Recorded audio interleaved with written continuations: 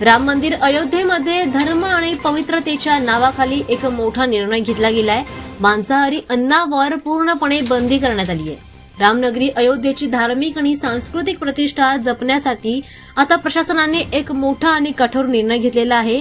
अयोध्या धाम आणि पंचक्रोशी परिक्रमा मार्गामध्ये या परिसरात मांसाहारी पदार्थांच्या विक्री आणि पुरवठा करण्यावर आता पूर्णपणे बंदी घालण्यात आली आहे। ही फक्त बंदी नसून यामध्ये हॉटेल्स आणि दुकानांपुरती मर्यादित न राहता ऑनलाईन डिलिव्हरी कंपन्यांना सुद्धा तितकाच हा नियम लागू करण्यात येतोय।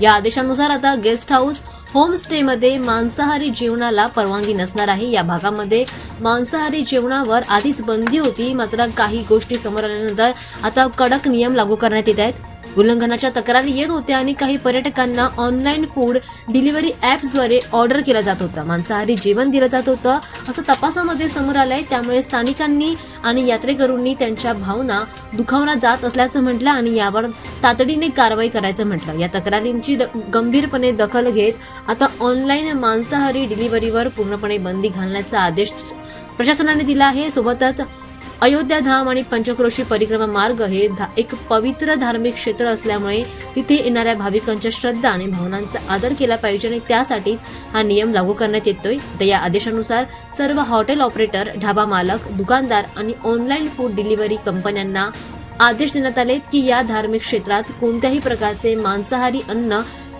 तयार किंवा पुरवले जाऊ नये आणि जर या नियमांचं उल्लंघन केलं तर या आरोपींवर कठोर कारवाई करण्यात येईल। अशा प्रकारचा प्रकार जर परत समोर आला तर त्यांच्यावर कठोर कारवाई करण्याचे आदेश देण्यात येईल असं प्रशासनाने सांगितलं।